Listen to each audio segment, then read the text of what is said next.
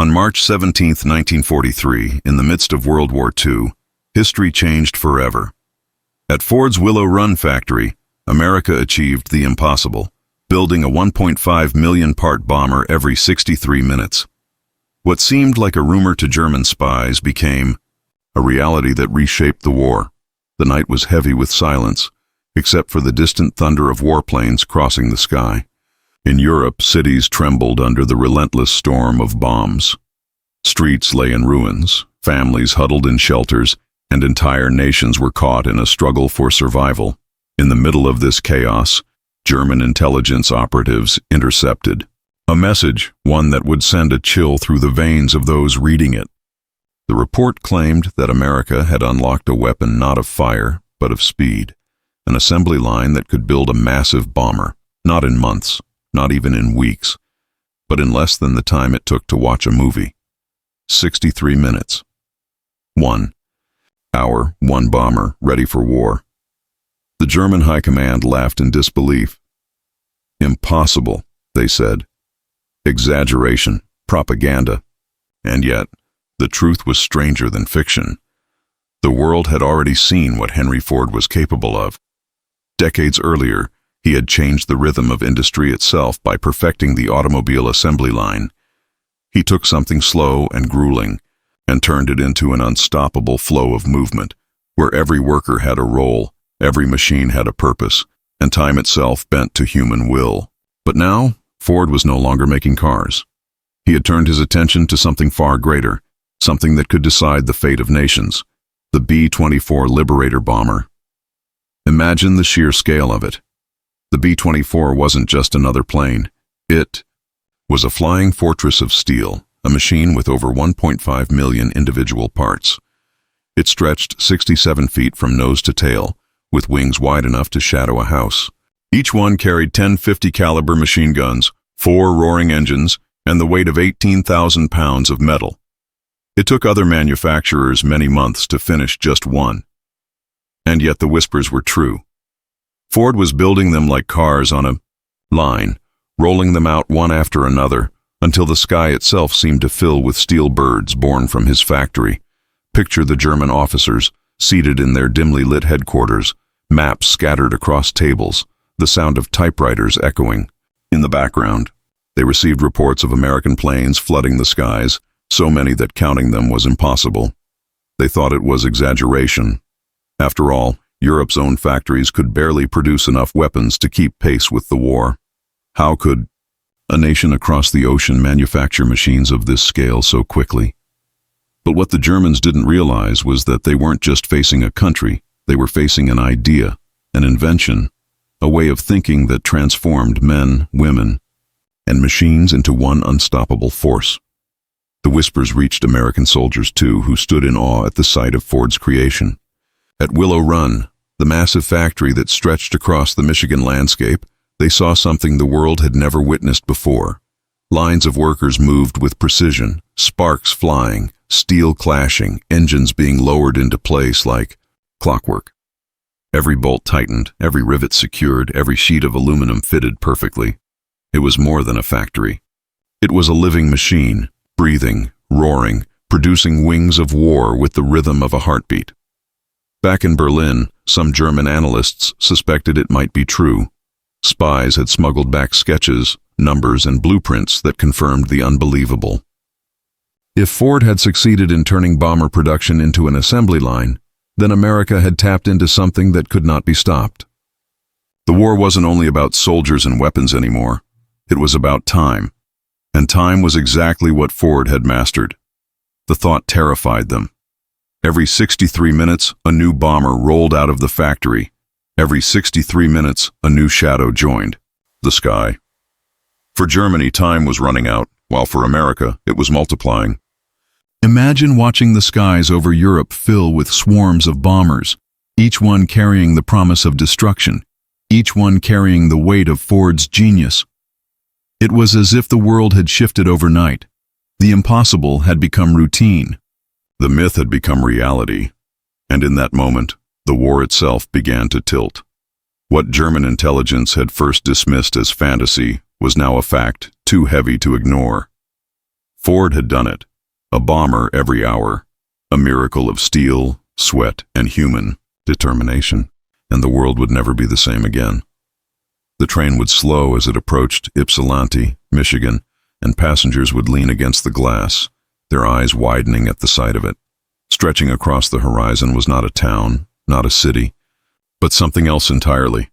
A fortress of glass and steel so vast it seemed to swallow the land. This was Willow Run, the factory Henry Ford had built to do what the world said could not be done. At 3.5 million square feet, it was the largest factory in the world. It was not just a building, it was a continent of machines, a city under one roof, where men and women turned raw material into flying giants of war. When Ford first announced his plan, even his allies doubted him. A car was one thing, compact, predictable, with a rhythm that suited an assembly line. But a bomber? The B-24 Liberator was one of the most complex machines of its age, a puzzle of 1.5 million parts. Each rivet, each bolt, each wire mattered. A single mistake could mean disaster in the sky. How could such a thing be built on a moving line? Other aircraft factories labored for months to finish one bomber. The task seemed absurd. And yet, Ford had never been a man who asked what could be done. He asked how it could be done. Inside Willow Run, the scale was breathtaking. The assembly line stretched almost a mile, snaking through the building like a river of steel. Overhead, cranes groaned as they carried engines, wings, and fuselage sections from one station to the next. Sparks rained down like fireflies as welders worked with their torches, sealing steel to steel. The air was alive with noise, the hammer of rivets, the hiss of machines, the roar of engines being tested for the first time. It was chaos, yet it was choreographed chaos, every movement designed, every task timed, until the flow of production became as steady as breathing.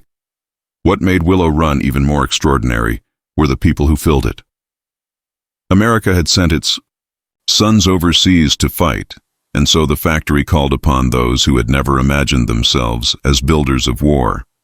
Farm boys who had never left their county, daughters of miners and shopkeepers, immigrants who carried accents from Poland, Italy, Ireland, housewives who traded aprons for overalls, stepping into roles the world had never expected of them. They came by the thousands, 80,000 workers at the factory's height, streaming in day and night, taking shifts around the clock. Many were young women, some just 19 or 20, who learned to rivet aluminum with precision and speed. They stood on ladders, sparks dancing around them, their hands steady, their faces smudged with oil. Men worked beside them, lifting engines into place, aligning wings, checking controls. Every person had one task, one role, but together they were building something larger than themselves. And though most had never seen a battlefield, they knew that every bomber they sent out carried the power to end the war sooner. Henry Ford had made his career on efficiency, but even he could not have predicted how human determination would supercharge his system. Willow Run was more than machines. It was heart and will. The workers moved as if they were part of the assembly line itself, their rhythm in perfect sync with the humming of machines. Day by day the process grew smoother. A fuselage took shape here, wings attached there, engines lowered with precision. At the final stage, crews climbed inside to test radios, hydraulics, controls. And then, the doors of the factory would slide, open, and a gleaming bomber would emerge into the sunlight like a newborn titan. At first, progress was slow. Mistakes were made. Entire sections had to be rebuilt. Critics laughed, saying Ford had overpromised, but the workers refused to give in. They learned, they adapted, they solved problems together. And then, something remarkable happened. The line began to flow faster, smoother, unstoppable. One bomber a day, then 2, then 5. Until by 1944, the impossible was no longer a dream but a routine. A new B-24 Liberator every 63 minutes. It was a sight that stunned those who visited. Reporters, generals, and foreign dignitaries would stand on raised platforms, watching the great line in motion. They would shake their heads in disbelief. unable to comprehend how such a machine of war could be built with the same rhythm as a family car. But for the workers inside, it was no longer a miracle. It was just what they did, shift after shift, day after day. They had bent time itself, and in doing so, they had bent the future of the war. The Willow Run factory was proof that when ordinary, people unite under a shared purpose, nothing is beyond reach. Steel could be shaped, engines could be built, and even the heaviest of machines could be lifted into the sky. It was not just Ford's vision that made it real. It was the sweat of thousands, the steady hands of women with rivet guns, the strength of men who hauled engines, the determination of immigrants who believed in the dream of America. Together they built more than bombers. They built hope. The massive hangar doors slid open with a low metallic groan, and daylight poured into the cavernous factory. Workers paused for just a moment, wiping sweat from their brows as they watched a gleaming B-24 Liberator roll slowly forward. Its polished skin reflected the Michigan sun, its engines silent but full of promise. Cheers broke out on the factory floor as men and women raised their hands, some clapping, others simply standing in awe. They had seen dozens of these planes before, but the sight never lost its magic. To them, each bomber was not just metal and rivets, it was proof that their sacrifice, their sleepless nights, their endless shifts had meaning. One by one, the bombers emerged, lined up on the runway like steel giants waiting to take flight. Test pilots climbed aboard, flipping switches, checking gauges, running hands across the controls. Then the engines roared to life, a thunder so deep it shook the ground beneath their feet. 4 propellers blurred into motion, kicking up dust and sending vibrations through the crowd. Families of workers gathered along the fences, children pressing their faces against the wire as the bombers began to roll. Slowly at first, then faster, until with a surge of power the plane lifted into the sky. A gasp swept through the crowd, followed by cheers that echoed across the field. By 1944, this scene played out not once a day, not once a week, but once every 63 minutes. At Willow Run, time itself had been conquered, while the world fought a war that seemed endless. The workers here gave it an expiration date. They built not just machines but momentum, and momentum was something the enemy could not match. Far across the ocean, German intelligence agents tried to explain it to their commanders. They sent reports with numbers that sounded like fantasy. Thousands of bombers rolling off a line, an endless stream of flying fortresses darkening the skies over Europe. At first, their leaders scoffed. They believed no factory could achieve such output, no workers could maintain such speed. But then the evidence arrived not in whispers, but in shadows. Thousands of bombers flying in formation, their silhouettes blotting out the sun. The once proud German Luftwaffe struggled to keep up, overwhelmed by the sheer scale of American air power. The impossible had become reality, and it carried with it a message. America could outproduce, outlast, and overwhelm. The legacy of Willow Run was not just in numbers, though the numbers were staggering. Nearly 9,000 B-24s rolled off its assembly lines, more than any other factory in the world. Each one was a weapon, a shield, a chance for soldiers to return home alive. But the deeper legacy was in the people who made it possible. Ordinary men and women who had never dreamed. They would build warplanes became part of history. Mothers riveted steel, fathers tested engines, teenagers fresh out of high school learned trades that no textbook had ever taught them. Together, they turned fear into action and action into victory. For many workers, this was their first taste of independence, their first chance to contribute to something larger than themselves.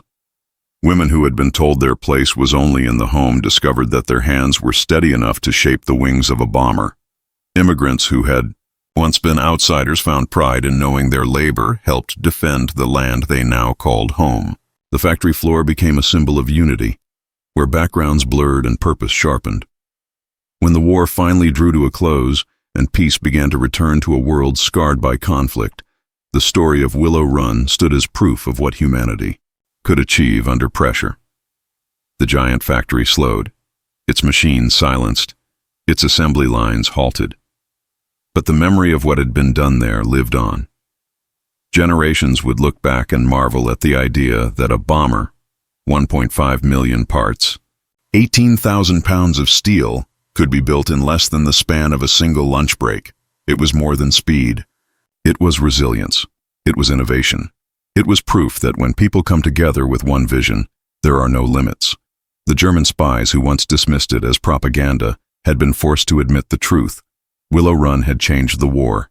It had given the Allies a weapon that was not just in the skies, but in the rhythm of production, in the heartbeat of workers who refused to stop. And so, the sight of bombers rising into the air became more than a military achievement. It became a symbol of hope, a reminder that even in the darkest hours, the ingenuity and determination of ordinary people can bend the course of history. A bomber every 63 minutes, not a myth, not a rumor, but a fact etched forever into the legacy of a war that reshaped the world.